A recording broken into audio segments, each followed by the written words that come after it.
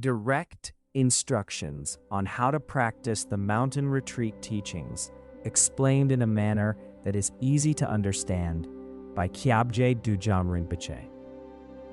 With the greatest devotion, I take refuge and prostrate myself at your feet, glorious and noble Guru, in all your incomparable kindness.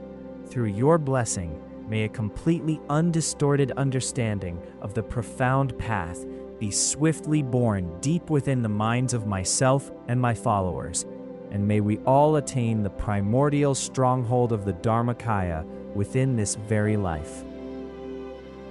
Now, as a result of their aspirations in previous lives, combined with their own purified karma, some fortunate individuals have arrived at a point where they have full confidence in the profound and secret great perfection and the Guru who reveals it, and they wish to follow their practice through to the end.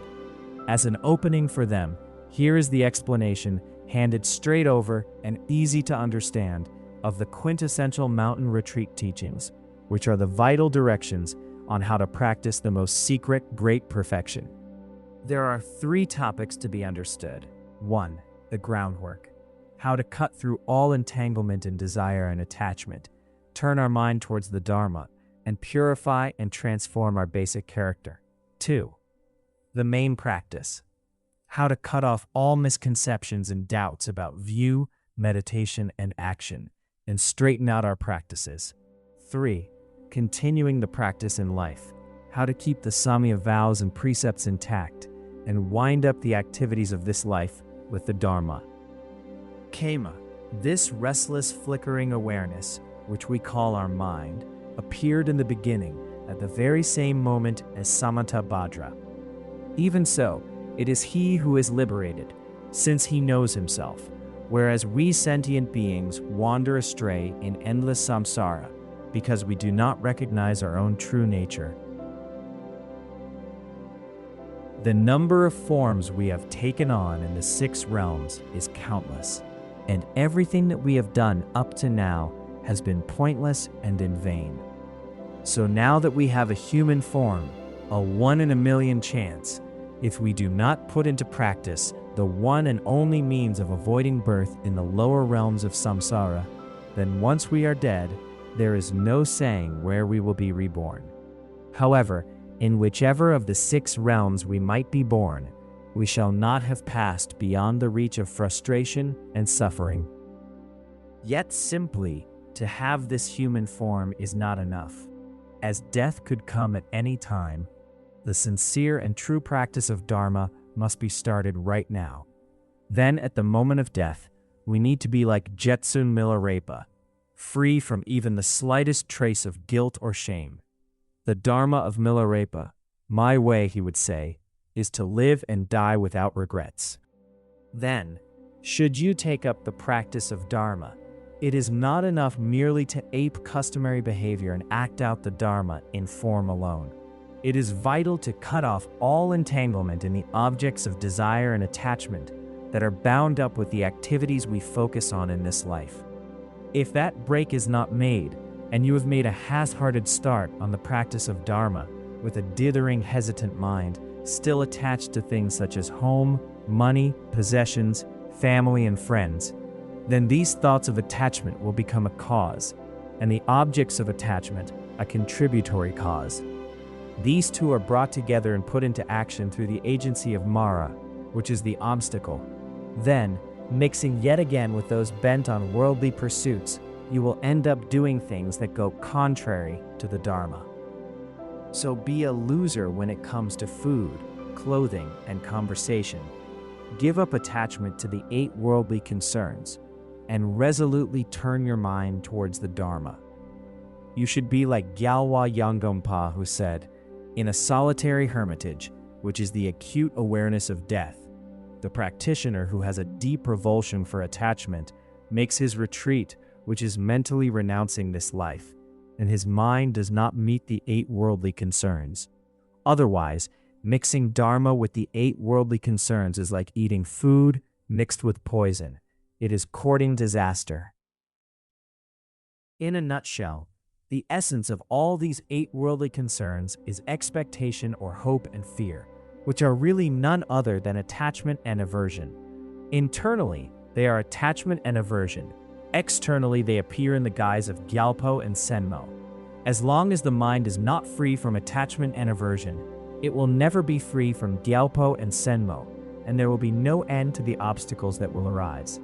So examine yourself again and again to see whether the 8 worldly concerns, self-importance, and desire for the things of this life are there, lurking in the recesses of your mind. If so, make a concentrated effort to rid yourself of such faults. Prolonging an appetite for the 8 worldly concerns whilst putting on a show of spirituality and even earning your keep by perpetrating such fraud is really a perverse way of life. There is a saying, by leaving home, half of the Dharma is accomplished. So say goodbye to your home and wander without any set aim in mind to unfamiliar places. Make a good break with friends and relatives and pay no attention should they criticize the Dharma and try to divert you from your path. Give away all your money and possessions as charity, and let your daily needs be sustained by whatever comes your way. Recognizing all things that stimulate desire as obstacles that can become addictive, strengthen your mind to be free of desire. Just like with money and possessions, as long as you cannot be content with a little, then once you have one thing, you will have to have another. So with any object that stimulates desire, and then it is no problem for the seductive ploys of Mara to succeed. As for what people might say about you, do not take it to heart as true or bother to deny it or approve it out of hope or fear. As if they were talking about someone who was already dead and buried, let them say whatever they want. Do not follow the guidance of anyone except a qualified guru, even of your loved ones who might advise you in all sincerity. Know your limits. Do not overrate yourself. Be independent. Do not give people the chance to lead you round like a pet with a ring through your nose. Cultivate a tolerant and spacious attitude towards others, and honor your friendships by being considerate and harmonious, without always singeing people's noses and abusing them. Even if someone does become an obstacle to your practice, no matter how powerful or influential he may be, remain immovable, like a rock of iron tugged by a silken ribbon. It will not do at all to be unstable and easily swayed, like grass on a hillside that bends to and fro whichever way the wind blows. From the very beginning of your practice, whatever it might be, until you reach the end, carry it through exactly as you had originally intended, vowing not to break your promise, no matter what happens. Whether a bolt of lightning strikes you from above, the sea engulfs you from below, rocks drop on you from all sides, or death itself comes upon you. Right from the start, don't fall into bad habits, but progressively build up a disciplined routine with regular periods of practice, sleep, relaxation, and meal times. In particular, in any practice, however elaborate or simple, allow no opportunities for irregularities, and pursue the practice without any breaks, at an even pace, and without wasting a single moment. For the retreat itself, the door of your hut can be sealed with clay. If it is not, do not meet others face to face, lose your silence, or spy out and look for activity. Let the restless wandering mind calm down, then breathe out the stale air and take up the correct posture. The mind must be firmly centered in mindful awareness, like a stake hammered into a field, and you should be able to remain there without even an instant's distraction. The outcome of outer, inner, and secret retreats, if strictly observed, will be that all the signs of attainment and realization will swiftly appear. You might think, now that so-and-so has turned up on very important business, I'll go to meet them and have a word with them.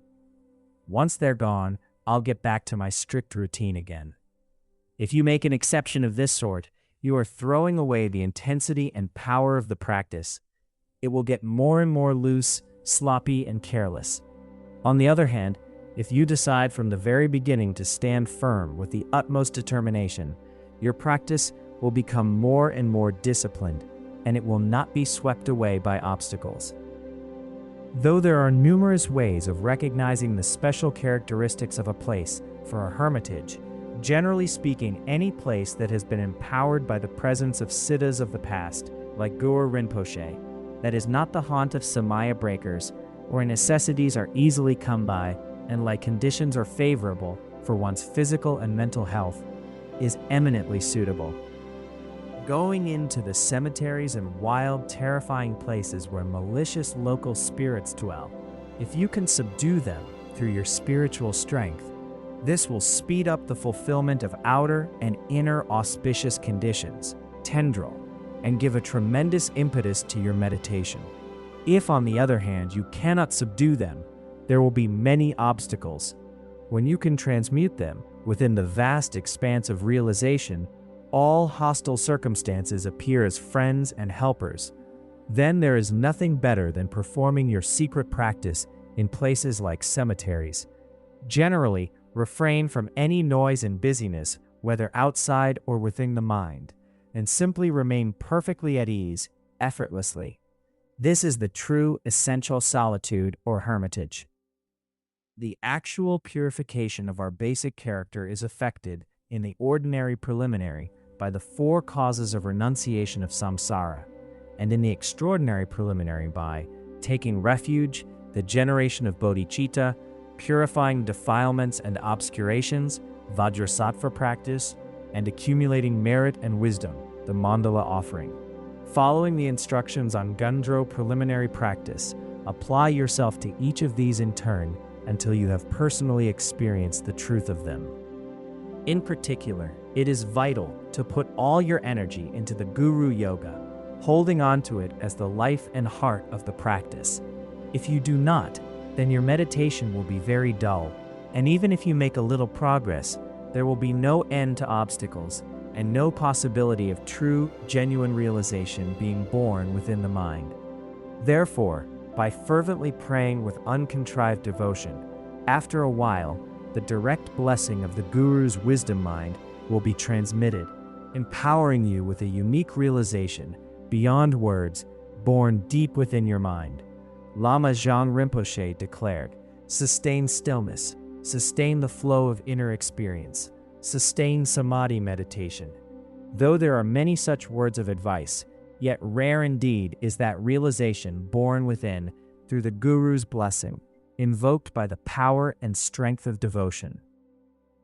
So a full understanding and realization of the true essence of the great perfection depends entirely on these preliminary practices, Nandra. For as J. Drikungpa said, other teachings stress the profundity of the main practice, but here we stress the profundity of the preliminaries. And that is just how it is.